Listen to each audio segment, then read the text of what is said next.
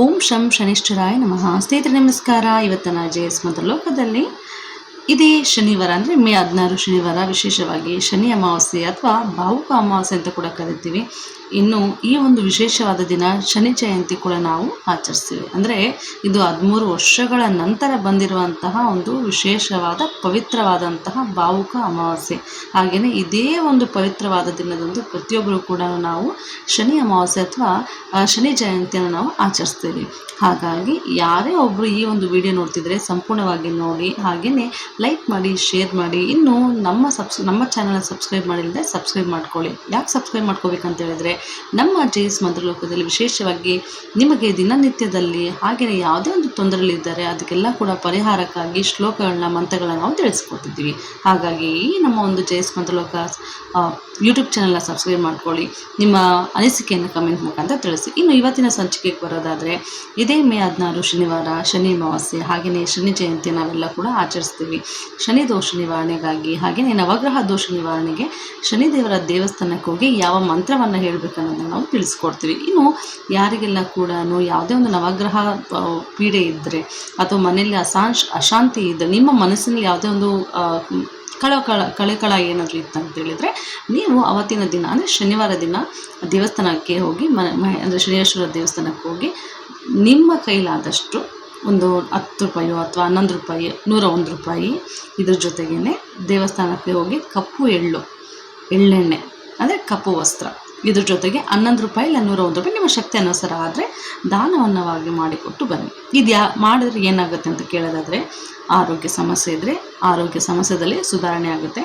ಆರ್ಥಿಕ ಸಮಸ್ಯೆ ಅಂದರೆ ಹಣಕಾಸಿನ ಸಮಸ್ಯೆಯಲ್ಲಿ ಯಾವುದೇ ಒಂದು ನಿಮಗೆ ನಷ್ಟ ಆಗಿದ್ದರೆ ಅಥವಾ ಯಾರಾದರೂ ನಿಮ್ಗೆ ಕೊಡಬೇಕಂತ ದುಡ್ಡು ಬಂದಿಲ್ಲ ಅಂತಂದರೆ ಖಂಡಿತವಾಗಿ ಅವ್ರ ಮನಸ್ಸು ಬದಲಾಗಿ ನಿಮಗೆ ಆ ದುಡ್ಡನ್ನು ತಂದು ಕೊಡ್ತಾರೆ. ಇನ್ನು ಯಾರೆಲ್ಲ ಕೂಡ ವರರನ್ನ ನೋಡ್ತಿದ್ರೆ ಅಥವಾ ವರರು ವಧುವನ್ನು ನೋಡ್ತಿದ್ರೆ, ಮದುವೆಯ ಒಂದು ಸಂದರ್ಭ ಬಂದಿಲ್ಲ, ಕಂಕಣವಾಗಿ ಬಂದಿಲ್ಲ ಅಂದರೆ ಅಂಥವ್ರು ಕೂಡ ಮದುವೆ ತಡ ಆಗೋದು ಕೂಡ ಅದು ನಿವಾರಣೆ ಆಗುತ್ತೆ. ಹಾಗೆಯೇ ಪ್ರತಿಯೊಬ್ಬ ಒಂದು ಹೆಣ್ಣುಮಗಳಿಗಾಗಲಿ ಗಂಡು ಮಗಳು ಒಂದು ವಿಶೇಷವಾದಂತಹ ವಿವಾಹ ಸಂದರ್ಭ ಕೂಡಿ ಬರುತ್ತೆ. ಹಾಗೆ ನಿಮ್ಮ ಮನೆಯಲ್ಲಿ ಅಥವಾ ನಿಮ್ಮ ಮನಸ್ಸಿನಲ್ಲಿ ಯಾವುದೋ ಒಂದು ಪದೇ ಸಮಸ್ಯೆ ಇದ್ದರೆ ಆ ಸಮಸ್ಯೆಯಿಂದ ನೀವು ಖಂಡಿತವಾಗಿಯೂ ಆಚೆ ಬರ್ತೀರ. ಹಾಗೆಯೇ ನಿಮ್ಮ ಜೀವನದಲ್ಲಿ ಯಾವುದೇ ಒಂದು ಸವಾಲುಗಳಿದ್ದರೆ ಅಥವಾ ಸಂಕಷ್ಟಗಳಿದ್ದರೆ ಖಂಡಿತವಾಗಿಯೂ ಆದಷ್ಟು ಬೇಗ ನಿವಾರಣೆ ಆಗುತ್ತೆ.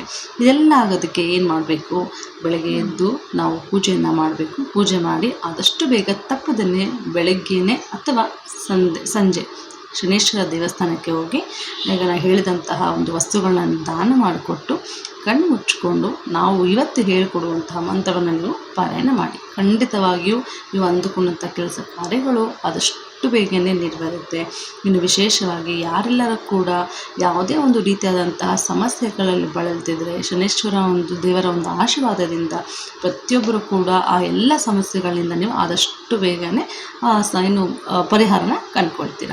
ಇನ್ನು ತಡ ಮಾಡ್ದೇ ಬನ್ನಿ. ಇವತ್ತಿನ ಸಂಚಿಕೆಯಲ್ಲಿ ನಾವು ಹೇಳಿಕೊಡುವಂತಹ ಈ ಒಂದು ವಿಶೇಷವಾದ ಶಕ್ತಿಶಾಲಿ ಶನಿ ಮಹಾತ್ಮರ ಮಂತ್ರವನ್ನು ಕಲಿಯೋಣ. ಇನ್ನು ವಿಶೇಷವಾಗಿ ನೀವು ಈ ಒಂದು ಶನಿವಾರ ಅಷ್ಟೇ ಅಲ್ಲ, ಪ್ರತಿ ವಾರ ಬರುವಂಥ ಶನಿವಾರದಂದು ಖಂಡಿತವಾಗಿಯೂ ಆದಷ್ಟು ನೀವು ಮನೆಯಲ್ಲೂ ದೇವಸ್ಥಾನಕ್ಕೆ ಹೋಗೋಕ್ಕಾಗಲ್ಲ ಅಂತಂದರೆ ಮನೆಯಲ್ಲೂ ಕೂಡ ನೀವು ಕೂತ್ಕೊಂಡು ಶನಿವಾರದಂದು ಭಗವಂತನ ನೆನೆಸ್ಕೊಂಡು ಇವತ್ತು ಹೇಳುವಂತಹ ಮಂತ್ರವನ್ನು ನೀವು ಪಾರಾಯಣ ಮಾಡ್ಬೋದು.